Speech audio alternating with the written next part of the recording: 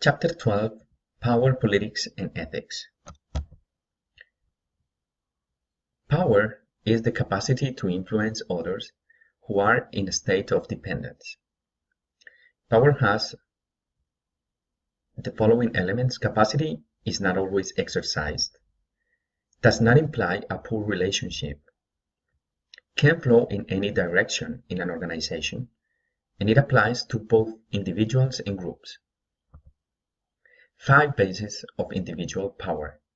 Legitimate power, authority, is derived from a person's position or job in an organization. Reward power comes from the ability to provide positive outcomes and prevent negative outcomes. Coercive power is the third base of power. Coercive power is derived from the use of punishment and threat. Referent power comes from being well liked by others. Can be a deeper power based on our identification with power holder. Expert power comes from having special information or expertise that is valued by an organization. Here we see the basis of individual power, an exhibit of employee responses to bases of power. As we can see here, we have 3 different levels of responses: resistance, compliance, and commitment. And here we have the 5 bases of leader power, which are coercive, reward, legitimate, expert, or referent. And we see that, for example, most likely employee response with coercive power is resistance. With reward, we can go to the third level, compliance. Legitimate power, we comply. But, for example, with expert or referent power, we tend to respond in a we commit to that type of power.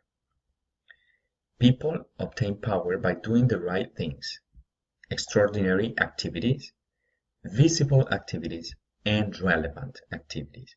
So there are three ways: extraordinary activities, visible activities, and relevant activities.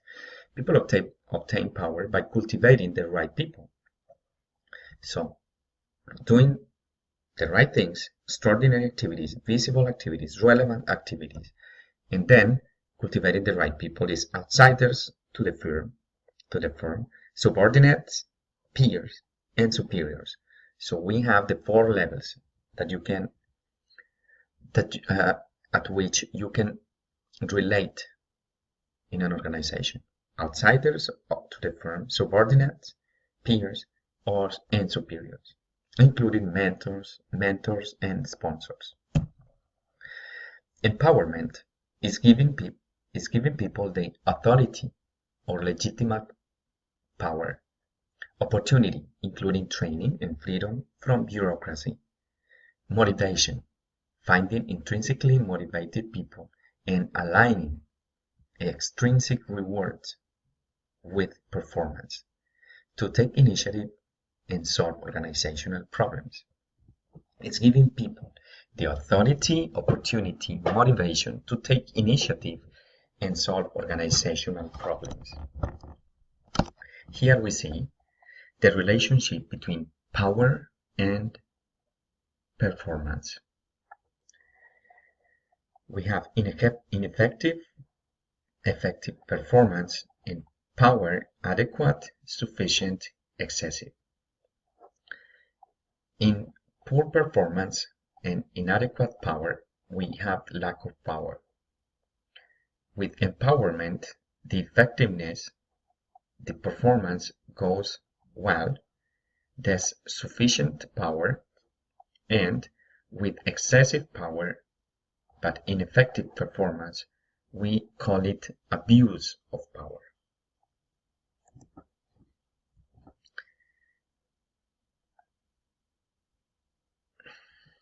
Influence tactics used to convert power into actual influence over others.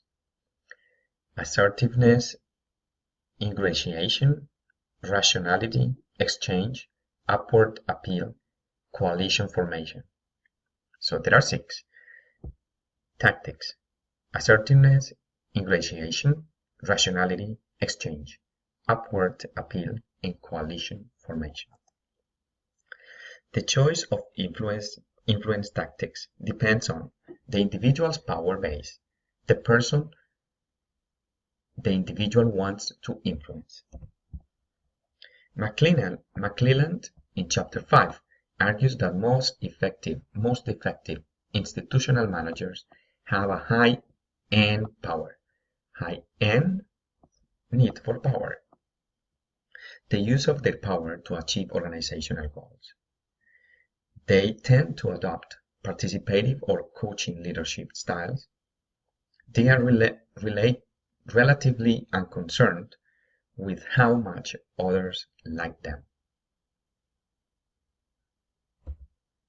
McClelland's research indicates that less effective managers are personal power managers who use power for personal gain, affiliate managers who are more concerned with being liked than exercising power. Subunit power is the degree of power held by various organizational subunits, such as department or specific jobs. Example, engineers. Strategic contingencies are critical factors affecting organizational effectiveness that are controlled by a key subunit. Strategic contingencies, for example, scarcity, the ability to secure or control scarce resources. Uncertainty, the capacity to cope with change or uncertainty. Centrality, immediacy of impact and number of people affected. Substitutability, not easy replaced. Organizational politics, the pursuit of self-interest in an organization, not necessarily corresponding to organizational goals. Political activity often uses influence tactics not sanctioned by organization, is self-conscious and intentional, assumes resistance, questionable tactics, is either group or individual activity, may have beneficial outcomes. We have a grid which shows influence means, influence ends. 1 is achieves firm's goals. 2, acceptable means, but not for firm's goals. 3rd, questionable means, achieves firm's goals. And 4 is questionable means and goals are not for firm's benefits. The dimensions of organizational politics. We have organizationally sanctioned. In this case, if we have influence and organizationally sanctioned, non-political job behavior. 2nd, organizationally dysfunctional political behavior, not sanctioned by organization. The best state is number 1 when it achieves firm's goals and it is organizationally sanctioned, the means and the ends for achieving firm's goals. The 2nd, organizationally dysfunctional political behavior. The 3rd one is political behavior potentially functional to the organization. And 4, ends not in the organization, means not in the organization, organizationally dysfunctional political behavior. Political activities are more likely to occur under particular conditions and locations, middle and upper management levels, subunits with vague goals and complex tasks. Certain issues, etc., budget allocation, scarce resources, uncertainty, and important issues. A high political climate reduces job satisfaction, commitment, organizational citizenship, increases turnover in tensions, increases stress, especially among older workers. Political skill is defined as the ability to understand others at work and to use that knowledge to influence others, to act in ways that enhance one's personal or organizational objectives. Social astuteness. Social astuteness, interpersonal influence, apparent sincerity, networking ability. Networking is establishing good relations with key organizational members and outsiders to accomplish one's goals. It is a key aspect of power acquisition and political success, developing informal social contacts to enlist cooperation and support of others, building a favor bank and stressing reciprocity, replacing personnel to create a climate more conducive to goal accomplishment. Aspects of networking: maintaining contacts, socializing, engaging in professional activities, participating in community activities, increasing internal organizational visibility. We have another type of political organizational politics. Machiavellianism is a set of cynical beliefs about human nature, morality, and the permissibility of using various tactics to achieve one's ends. Act in their own self-interest, often at expense of others.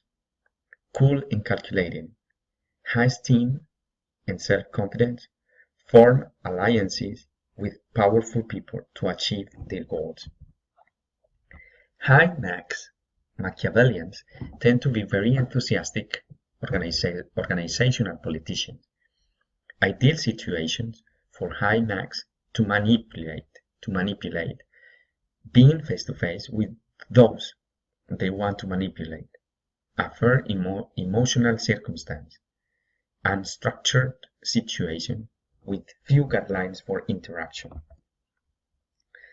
Defensive reactive politics is concerned with defending or protecting one's self-interest and reducing threats to one's own power, avoiding action, stalling, overconforming, backpassing, avoiding blame, buffing, documenting, scapegoating, blaming others.